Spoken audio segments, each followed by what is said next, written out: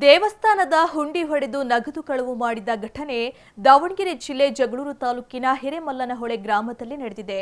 ಗ್ರಾಮದ ಮಾದಲಿಂಗೇಶ್ವರ ದೇವಸ್ಥಾನದ ಹುಂಡಿ ಕಳವು ಮಾಡಿ ಅದರಲ್ಲಿದ್ದ 1 ಲಕ್ಷಕ್ಕೂ ಹೆಚ್ಚಿನ ಹಣವನ್ನು ದೋಚಿದ್ದಾರೆ. ಮಾದಲಿಂಗೇಶ್ವರ ಜಾತ್ರೆ ಪ್ರಯುಕ್ತ ಇಂದು ಹುಂಡಿ ತೆರೆದು ಹುಂಡಿ ಎಣಿಕೆ ಕಾರ್ಯ ನಡೆಯಬೇಕಿತ್ತು. ಅದನ್ನು ಮುಂಚಿತವಾಗಿ ತಿಳಿದುಕೊಂಡ ದುಷ್ಟರು ರಾತ್ರೋರಾತ್ರಿ ಹುಂಡಿ ಕಳವು ಮಾಡಿ ಪರಾರಿಯಾಗಿದ್ದಾರೆ. ಈ ಬಗ್ಗೆ ಜಗಳೂರು ಪೊಲೀಸ್ ಠಾಣೆಯಲ್ಲಿ ಪ್ರಕರಣ ದಾಖಲಾಗಿದೆ.